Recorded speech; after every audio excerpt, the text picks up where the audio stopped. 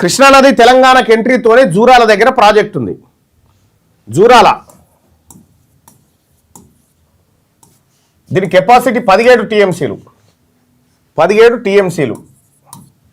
ప్రస్తుతం దాని సామర్థ్యం ఎంతకు వచ్చి పడ్డదంటే 10 టీఎంసీల దిగువకు వచ్చేసింది. అంటే 7 టీఎంసీ లాస్. మట్టి ఉంది, 7 టీఎంసీల మట్టి ఉంది అన్నట్టు దాంట్లో. ఇదిగాక 1984లో శ్రీశైలం ప్రాజెక్టు కట్టిరు.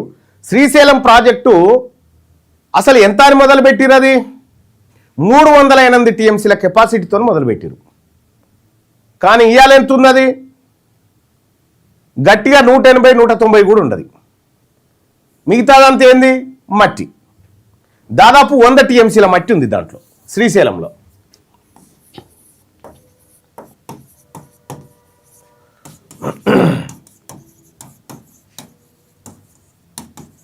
నాగార్జున సాగర్లో కూడా ఒక 70-80 టీఎంసీల మట్టి ఉంటుంది.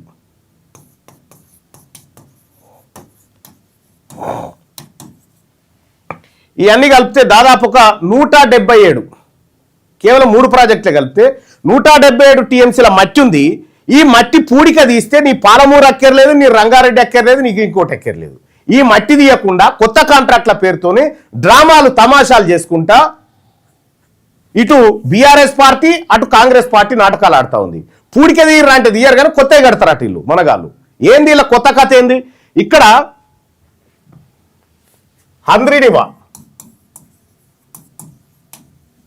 హంద్రీనివా సృజల స్రవంతి ప్రాజెక్ట్ అని వాళ్ళు ఒకటి పెట్టుకుని అప్పట్లో రాజశేఖర రెడ్డి ఉన్నప్పుడు.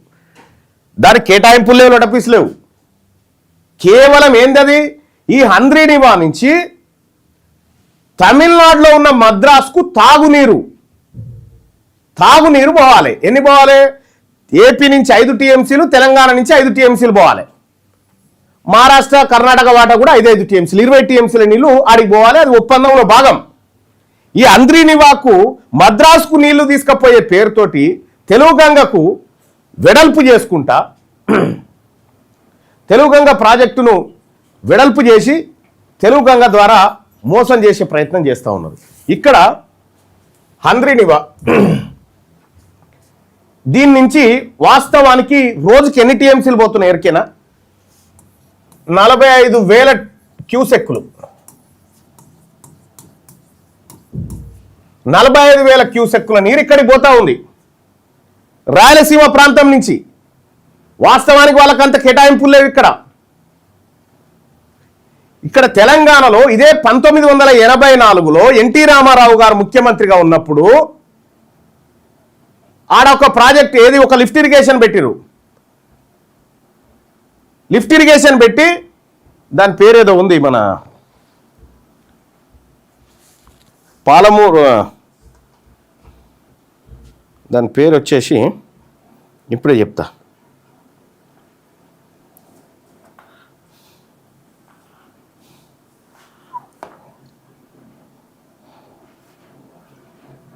మహాత్మా గాంధీ కల్వకుర్తి ఎత్తిపోతల పథకం.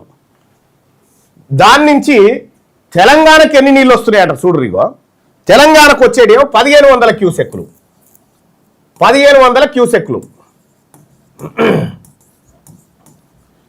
45,000 క్యూసెక్కులేమో అటు పోతున్నాయి. 15,000 క్యూసెక్కులేమో రైట్ బ్యాంక్ కెనాల్ నుంచి మనకు వస్తూ ఉన్నాయి. 1500 క్యూసెక్కులు అంటే బుడపోరడు మూత్రం పోసినట్టు ఉంటుంది. వాళ్ళేమో పెద్ద మోటార్లు పెట్టి ఎత్తుకొని బాహుబలి మోటార్లతో ఎత్తుకపోయినట్టుగా హంద్రీనివా కాలువలేమో అట్లా బారుతుంటాయి. మన ఏమో గివి. ఎవడు ఈ పాపానికి కారకుడు? ఎవడు? గతంలో అధికారంలో ఉన్న కాంగ్రెస్ పార్టీ కారణం, ఆ తర్వాత అధికారంలోకి వచ్చిన బీఆర్ఎస్ పార్టీ కారణం, ఆ తర్వాత ఇప్పుడున్న కాంగ్రెస్ పార్టీ కారణం కాదా ఇది? ఇక్కడ ఎస్ఎల్బిసి ఎన్నేళ్ళ అయినా ఈ సొరంగం తోవబట్టి? 44 ఏళ్ళ ఇది తోవబట్టి. 44 ఏళ్ల నుంచి ఎస్ఎల్బిసి సొరంగం తవ్వుతూనే ఉన్నారు. ఎస్ఎల్బిసి అంటే మొన్నలో 10 మంది మొత్తం అన్ననే మరి చచ్చిపోయారు కదా, ఎవడు వెళ్ళలే కదా, అన్ననే గుడిపేసిరు. ఆ ఎస్ఎల్బిసిని ఏడాదికి 2 కిలోమీటర్లు దొవ్వినా ఈ పాటికి పూర్తి అయ్యేది. అది కానీ కేసీఆర్ అధికారంలోకి వచ్చి ఏమన్నాడు గతంలో తెలంగాణ ఉద్యమంలో, నేనే కుర్చీ వేసుకొని ఎస్ఎల్బీసీ పొక్కలు ఓవిస్తా, ఎవడాపుతాడో చూస్తా అని డైలాగులు కొట్టిండు. ఆపిన గాస్తే ఎవడు మరాడా? ఎవడు ఆపలే? ఆపిందే కేసీఆర్. ఎందుకు? రాయలసీమను రతనాల సీమ చేస్తాను నగరికాడికి పోయి చెప్పొచ్చిండు కదా. ఎస్ఎల్బీసీ సొరంగం పూర్తయితే ఏడాదికి 100 టీఎంసీల నీరు ఇవాళ సూర్యాపేట, యాదాద్రి, తర్వాత భువనగిరి, నల్లగొండ ఈ ప్రాంతం సస్యశ్యామలం అయ్యేది. కనీసం 5 లక్షల ఎకరాల భూమి సాగుబాటులోకి వచ్చేది. దానికి 10 ఏళ్ళు అధికారంలో ఉన్న కేసీఆర్ 1000 కోట్లు కూడా ఖర్చు పెట్టలే. ఇక ఇప్పుడున్న ప్రభుత్వం కూడా సేమ్ అదే, ఏదో సర్వేలు చేస్తా ఉన్నాం, మన్ను మశానం చేస్తా ఉన్నా, సర్వేలు లేవు, నోటపీస్ లేవు, తొవ్వే చిత్తశుద్ధి లేదు వీళ్ళకు. ఫస్ట్ వాడేమో అవతలకే ఎత్తుకొని పోతా ఉంటాడు, వీళ్ళేమో ఈ తొర్రగొట్టారు. 44 ఏళ్లల్లా తొవ్వంగా ఇంకా 10 కిలోమీటర్లు మిగిలింది. ఈ 10 కిలోమీటర్లు పూర్తి చేస్తానికి వీళ్ళతోటి అయితలేదు. ఇప్పుడు ఇదొకటి. ఇది పూర్తి చేస్తే 5 లక్షల ఎకరాల భూమి సాగుబాటులోకి వస్తుంది. ఇది పూర్తి చేస్తే కనీసం 5 నుంచి 6 లక్షల ఎకరాలు వస్తుంది. ఆర్తాడి పంటలకు ఇంకెక్కువ వస్తుంది. ఓ 30,000 ఎకరాలు, 30 లక్షల ఎకరాల దాకా, ఇది 15 లక్షల ఎకరాల దాకా వస్తుంది. ఇవి చేయకుండా, చేయాల్సినవి చేయకుండా, మట్టి పూడిక తీయకుండా, అట్లా మొత్తం ఈ ప్రాజెక్టులలో, తెలంగాణలో ఉన్న ప్రాజెక్టులలో మట్టి ఎత్తిపోస్తందుకు అయ్యే ఖర్చు 23,000 కోట్లు అవుతుంది. ఈ 23,000 కోట్లు పెట్టరట, కానీ పాలమూరు రంగారెడ్డికి మాత్రం 37,000 కోట్లు ఖర్చు పెడతారట. ఇదే కాళేశ్వరానికి 150,000 కోట్లు కాగ్ నివేదిక ఆధారంగా మాట్లాడుకుంటే 147,000 కోట్ల రూపాయలు ఖర్చు పెట్టారు. ఈ కాళేశ్వరంతో ఎక్కడ కూడా ఒక ఎకరం బారింది లేదు. కానీ కాళేశ్వరం ఎత్తిపోతలకు ఒకే ఏడాదిలో పెట్టిన విద్యుత్ ఖర్చు 10,400 కోట్ల రూపాయలు పెట్టారు. ఈ 10,400 కోట్లు ఎస్ఎల్బీసీ త్వరగా పెడితే ఈ పాటికి ఎప్పుడూ అయిపోయేది. ఇవి పెట్టలే, ఇవి చేయలే. ఇవి చేయకపోగా ఇప్పుడు ఎస్టిమేషన్స్ పెంచి కాళేశ్వరాన్ని ఖతం చేసిరు. మీ అందరూ చూసిరు కదా, కాళేశ్వరం ఖతం చేసిండు. కృష్ణాని రాయలసీమ కమ్మిండు కేసీఆర్. ఇప్పుడు రేవంత్ రెడ్డి నువ్వు ఒకటి అమ్ముకున్నావు, నేను ఒకటి అమ్ముకోవద్దా? ఇప్పుడు నేను గోదావరిని అమ్ముకుంటా, నీ కాళేశ్వరం గట్ట, నీ కాళేశ్వరాన్ని పట్టించుకోను, నీళ్లు కిందికి ఇడిచి పెడతా, అక్కడి నుంచి పోలవరం నుంచి నేరుగా బనకచెర్లకు పోతాయి, బనకచెర్ల నీళ్ల ద్వారా నేను గోదావరిని ఏపీకి అమ్ముకుంటా, నువ్వు ఇక్కడ అమ్ముకో అని చెప్పిండు. ఇదే 2020లో కల్వకుంట్ల చంద్రశేఖరరావు గారు మాకు గిన్ని నీళ్ళు ఎందుకయా, 299 టీఎంసీలు చాలని చెప్పి సంతకం పెట్టి ఇచ్చిన మొనగాడు. వీళ్ళకి నీళ్ళ మీద చిత్తశుద్ధి ఉందా? తెలంగాణ రాష్ట్రంలో